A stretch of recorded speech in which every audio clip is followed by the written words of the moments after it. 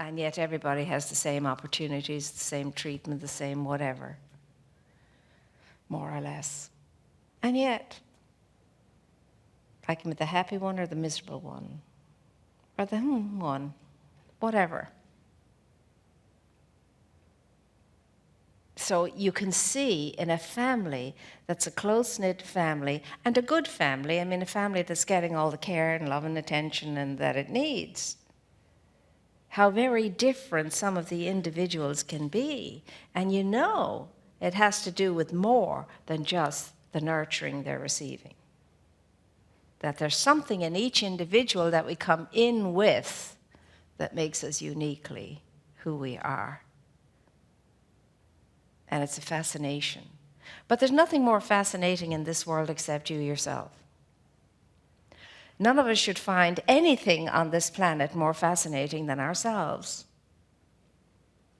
Nothing should be more challenging in our lives than ourselves. Because as I like to say, we are all a handful. We really are.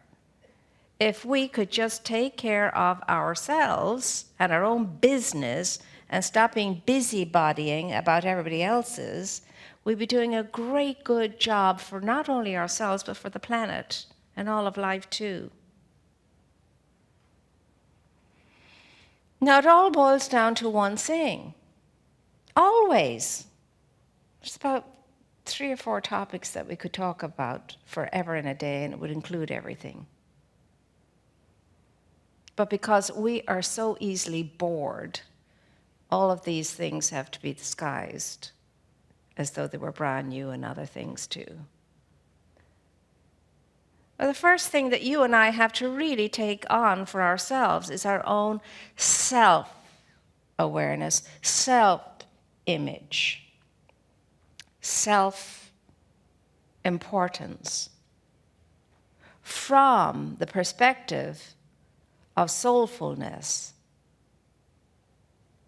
beyond mindfulness. I have to mind myself. When I was a child growing up, you heard that a lot. Mind yourself, child. Mind yourself. And somebody from another planet would want to know, what does that mean, mind yourself? You know, and when you think about it, it means, stay awake, stay alert, stay conscious. Take care of your mind, and the rest will take care of itself. Self-image, self-image, self-image, and that self-image can change from day to day, and indeed 12 times in any one given day. Because we identify with the self-image that we have faulty given ourselves, or that other people are slapping on us every turn and twist. So we keep identifying, who am I, what's my self-image? And when I go to think about my self-image, I'm thinking about the faulty self-image I have of myself, because I've been so impressed by everybody else's faulty self-image of me. I think that's what I am.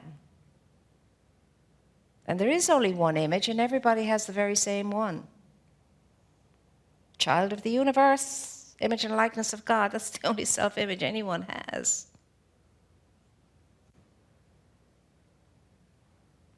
Now, there could be 10,000 people in a room,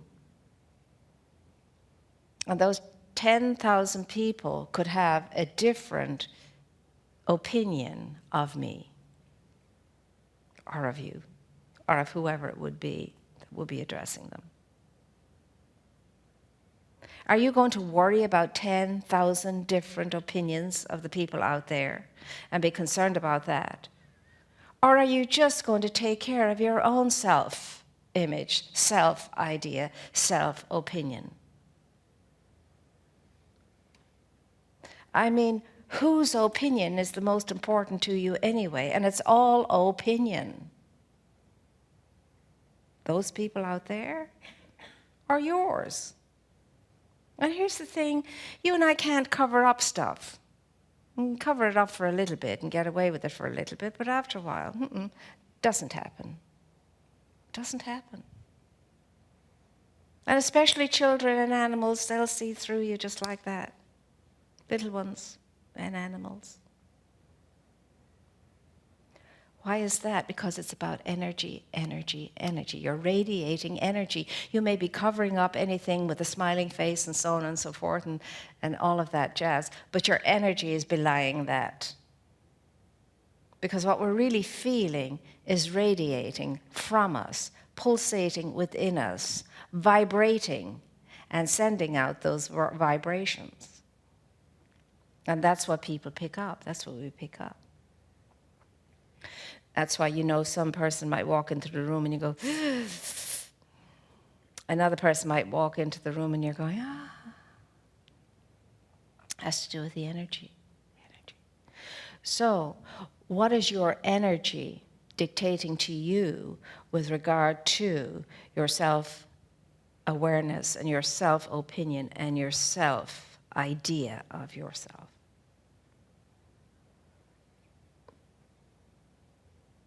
So when we're looking at ourselves and trying to identify ourselves, we kind of hone in on various things, this part of my life, that part of my life, this hurt in my life, this disappointment in my life, this tragedy in my life, this whatever in my life. Usually those are the first areas we go to, all the dark spots. We don't usually go to the bright spots first. We don't usually affirm ourselves first when we're thinking in terms of who we are and what we are and how we are. We don't go to the list of affirmations first. It's usually the list of disappointments, whatever they are. There's so many of us going around there disappointed. We're disappointed with life deeply because we're first disappointed with ourselves. It's the only way you can be disappointed with life is to be first disappointed with yourself. The only way you can love life is to first love yourself as you have been loved. Respect yourself as you are always respected by infinite intelligence itself. If I've only one thing to create something out of, if I have only the one substance to create something out of, then what I'm creating that thing will be made out of the substance I am creating it. It will be the same substance, very same substance. So there won't be any difference between the substance of that and what I've made. May look differently, but it's the very same substance. That's the way each one of us are made. We're made of divine substance, invisible substance. But because it's invisible doesn't mean it's not there. Because it's invisible doesn't mean it's not substantive. There really isn't any such thing as empty space. It's filled with this divine substance that's charged with energy. When you see a shower of lightning in the sky, it's awesome. But that energy is always in the sky. You don't always see it in form like that. But it's always there. And there's no such thing as empty space when you're flying in a plane and you go through truculence and turbulence. You just think when you're in the sky, you can just flow through everything just like, pure plain sailing on very calm waters on the sea. Just plain sailing, plain sailing.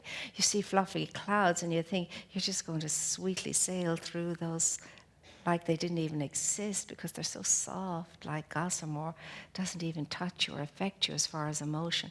I tell you, there have been sometimes in those planes when you wonder to yourself, is this thing ever going to manage to land? Because this sounds like all hell let loose. Force, energy. You have that force, you have that energy in you. And that's why sometimes when you really are on a tear and the people who really know you well see you coming, say, oh my God, the tornado is about to land. And they're not looking forward to it.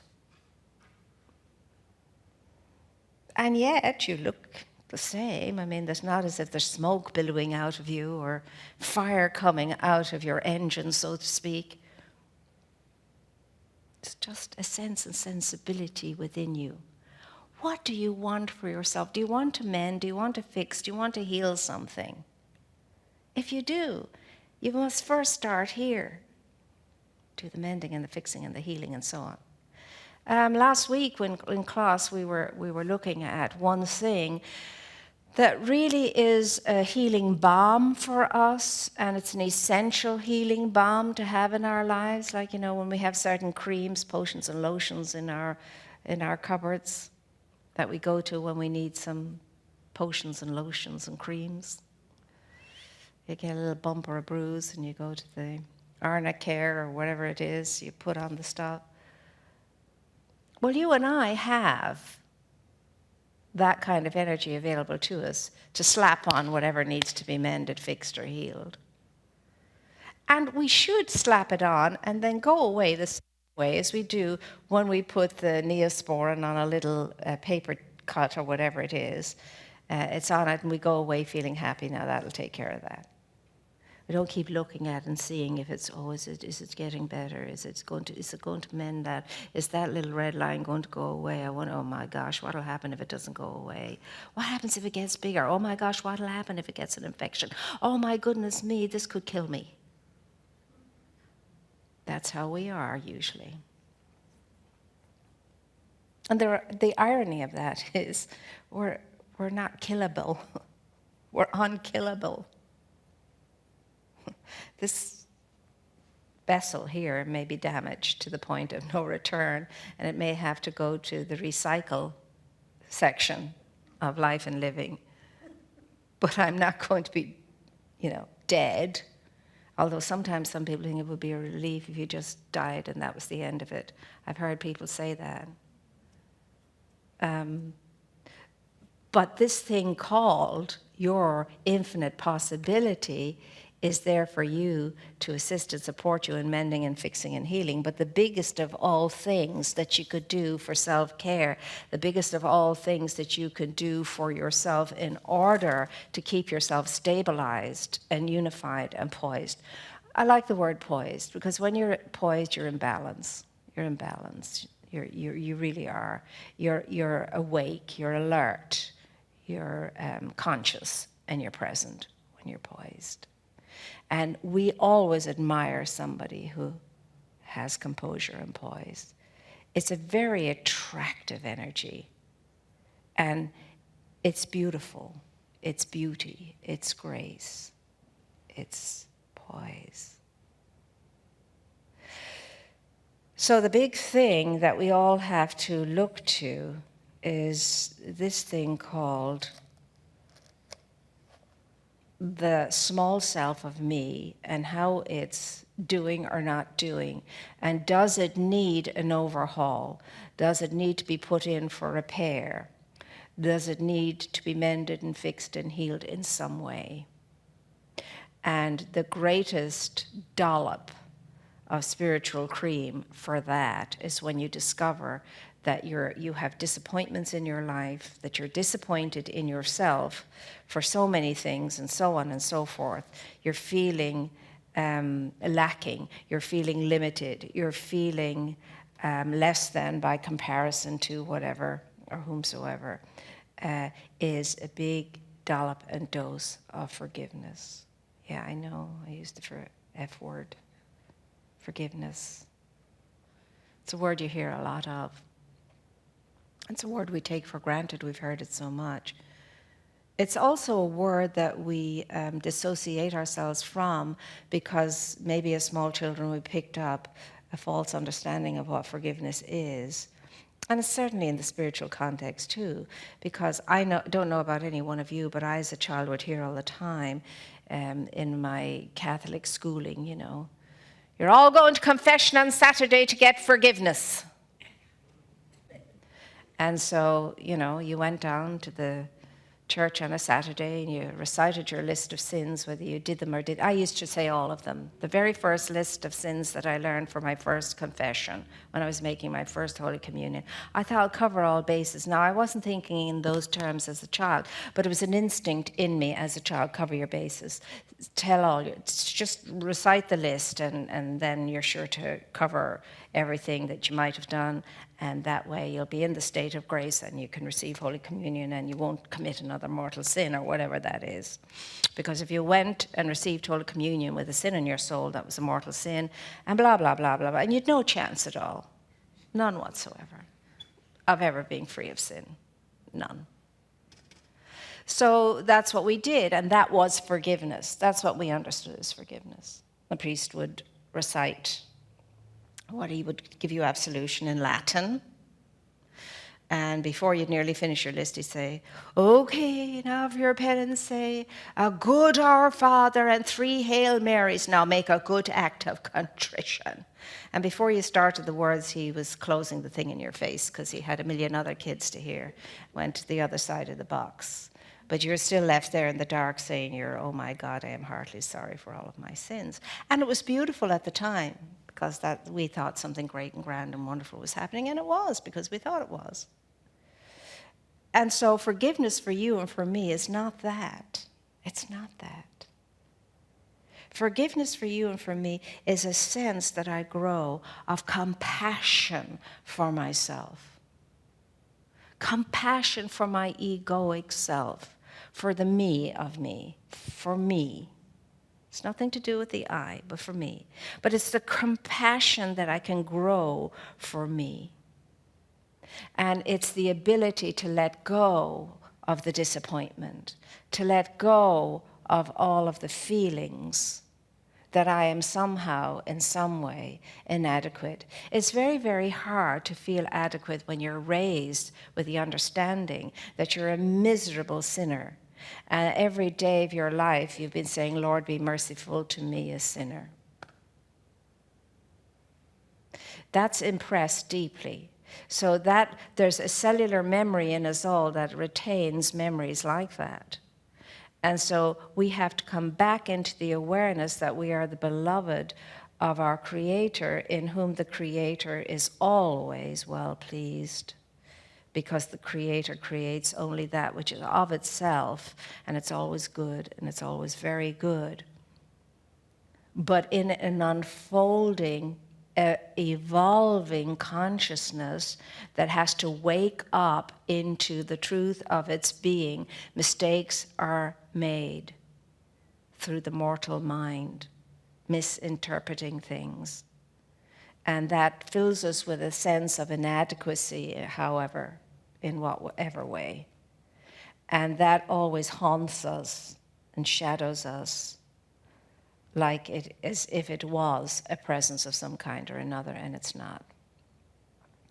And so out of that sense of inadequacy within ourselves, because we're always making the endeavor and we want to be good, in comes the idea that it's the evildoer that's doing this to us. There is an evildoer that's always on our track, always hunting us down, always wanting to catch us, always wanting us to be taken away from good.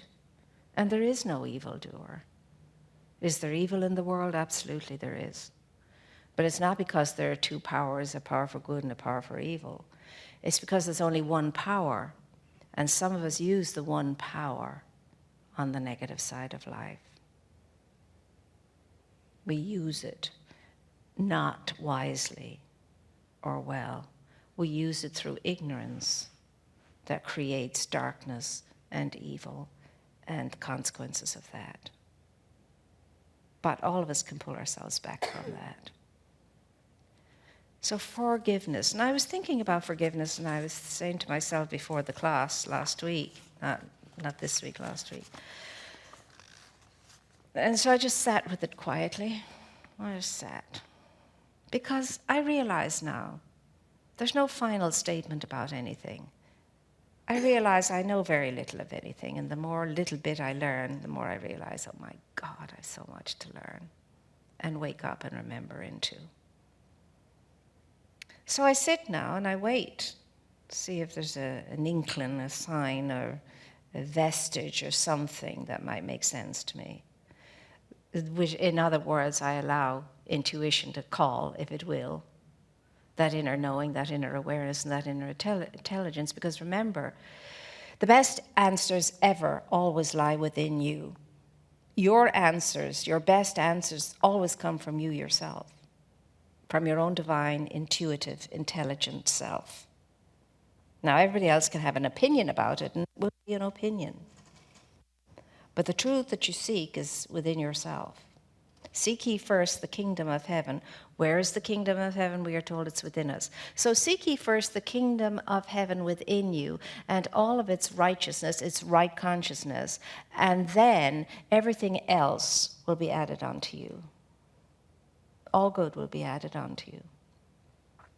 So as I finished, that quiet moment, what came to me is my life is, dash, for, two different words, for giving. Two different words. My life is for giving. Giving what was the question? The response was essence, meaning, from the essential self. Giving from the essential self is what my life is for. The authentic life by means of me. Giving from my essential self, my authentic life. Therefore, two different words, forgiving, well, I did for-giving-ness. Therefore, forgivingness is a better word to me than forgiveness. Forgivingness can only flow from a pure state, a poised state. There is no shred of ego in it. No nonsense from mortal mind. It is beyond personality. That's what it came in for me. So forgiving can only happen when I move beyond personality. That's ego. It's not real giving. I am not truly the givingness of life back onto itself when I have a vested interest in it. There's ego weighing in, you see.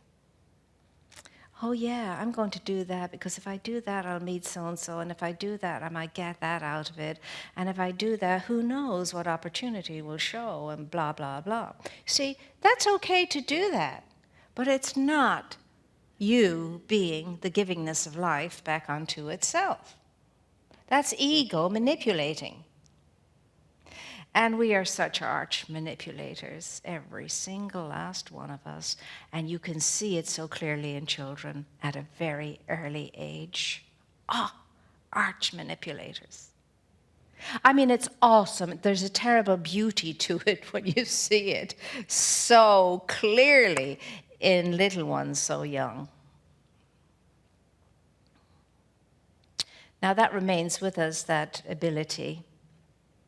And we have to keep watching it so that whatever it is we're saying, thinking, and doing, or whoever it is we're being, it's a big challenge to be all of that without manipulation. And it's very unconscious in most of us. It's very unconscious in most of us. And I'm glad it is. I would hate to think that we are all deliberately manipulative. Sometimes we are, but hopefully most of the times we are not. So forgiveness is something you look to yourself to understand first and foremost. You are your own spiritual laboratory, you see. You are your own spiritual laboratory, and so you do all your dissecting and all your work here first before you can get a sense of how it will be out there with everything and everyone else. So you look to yourself now. If you want to be truly spiritually fit, you want to get everything in order. You want to line up everything in that poised state. And where we always begin is with forgiveness, always. It's the first place we forgive. We begin, and the first place we forgive. We look for forgiveness at times from everything and everyone out there, but it's not often we look for forgiveness from ourselves. See, here's the thing about that. When I let myself off the hook and forgive myself, the whole world will do the very same thing, because the world gives me back what I give to myself. The world can only give me what I'm giving to myself. The world can only echo back to me what is reverbing in myself. As it is within, so it is without.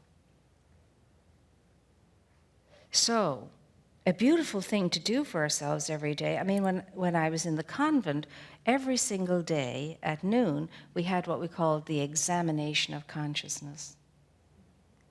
So you sat for half an hour contemplating how you were doing, how the day was going. Did you make any boo-boos, any mistakes? Except they were not the words. Were you sinful and wicked today would be more like it. But, so what did we have to pay attention to? So we had that examination of consciousness every single day. It's not just in Catholicism, it's across the board in all religions. If you become part of their ordered spiritual communities, that's what you do every day. You examine yourself. Now, who was it said the unexamined life is not worth living? That's something now. Go look it up. Go look it up. Google. All you have to do is, oh gosh, that Google thing, where would we be without Google? Me and my Google. It's like me and my shadow. Anything, just tap it in there and it'll all come up.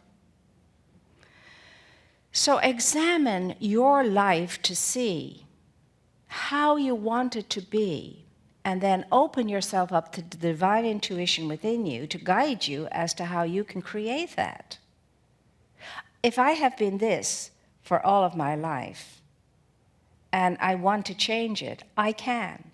And I don't have to be one of those people who continuously says, well, that's just who I am. Never was there a more false statement ever made. You can change anything. You can let go of anything. You can attract anything. You can solve anything. You can settle anything, because you are infinite possibility. Nothing is left out of that. You are infinite possibility, and nothing is left out of that. But mark all words. Each one of us must be proactive in our process. That's why we say pray or treat and move your feet. It's nonsense to think all I have to do is ring my bell and pretzel my knees and om for half an hour, and then no, it'll all walk into me and it'll all be taken care of. It won't. That's part of the process. It's not the whole process. I then have to be available to life's opportunities. I have to respond to life's opportunities, no matter how ridiculous sometimes the suggestions in mind might be, how silly or how uninvited they may seem to be. Well, okay, I want this, but I don't want it that way. I want to get there, but I don't have to go down. I don't want to go that route. Well, then you're not getting there, because that's the route that has been chosen for you. And that's the route you've been called to. So just sit in your discontent and continue to moan and groan and bellyache. Because if you don't come into cooperation with life, then life as you would like it will not happen. So I am delighted to be here with all of you wonderful points of power and light and infinite possibility. All of us sitting here, me standing here, We're thresholding. We're thresholding. That's why we're here. We're in a threshold of opportunity and possibility. Now, the question is, am I going to go forward into what good is beckoning me, or am I going to stay in the threshold or even move back out of it? That's the question. And that choice is yours, and that choice is mine. Remember, there's no need for any of us to feel depleted in any way because of the composition of our nature and the energy and the intelligence and the power and the life that we are composed of and can draw from and interact with to create any good thing. But then it comes to the other F word, faith. Faith. I have to have faith in the goodness of my life. I have to have faith in the creative process in my life. I have to have faith in the creator of my life, knowing that that creator wouldn't create me if that creator couldn't sustain and maintain me for good. The mind, the mind, the mind. Mortal mind. You see, you only have mind in humanity. Humanity has mind. Mortal mind, there's only mortal mind. Consciousness is what the infinite is composed of. Consciousness. And consciousness uses mind on this plane, because without it we wouldn't be able to get from A to B, or we wouldn't be able to communicate at all. But do not let the mind run away with you. As my mother used to say, you're letting your mind run away with you now, child. Or you're getting ahead of yourself. That was another expression of hers. So what's going on in your mind? Because whatever it is, it's creating the experiences in your life. So give yourself a good time by allowing your mind to be in a celebratory fashion no matter what. Or allow your mind to be on the bright side no matter what. And when challenges come and they want to terribilize you and they want to awfulize you and they want to scare you and they want to frighten you, stay on the bright side of life. Stay in that sense of life chose me as a celebration of all that is good and whole and wholesome. And I'll hang on to that idea instead of focusing on the negative thought that keeps wanting to grab me and hold me and imprison me and keep me in its grip. I will stay with the truth that will set me free. And the truth is that my life is the life of the one life, and that life is powerful, and that life is good, and that life is capable, and that life is always focused in solution, and that life always produces out of everything, no matter how terrible it seems to be, good, provided I believe that, I know that, I feel that, and I think that. So when you pick yourselves up out of your chairs, allow the light to rise up within you and wash over you and empower you and energize you and fill you full with great expectancy of great good in every aspect of your life and living, and see if you won't be awesomely surprised by your own self because of what you have done. You've come into cooperation with the life force that is always only interested in advancing life, your life in particular. And so it is. And now we'll end up with the way we always end up, our little celebration of fullness and plenty and reciprocity and gratitude and thanksgiving as we exchange energies, because that's all this is. It's an exchange of energy. We give and we receive. So let's take our gift between our amazing hands and say, divine love consecrates my gift. Divine love consecrates my gift. It goes forth to heal, to bless, and to prosper. It goes forth to heal, to bless, and to prosper. All those who give and all those who receive. All those who give and all those who receive. I rejoice in the sharing of my good, I rejoice in the sharing of my good, and I release my gift with love. and I And so it is.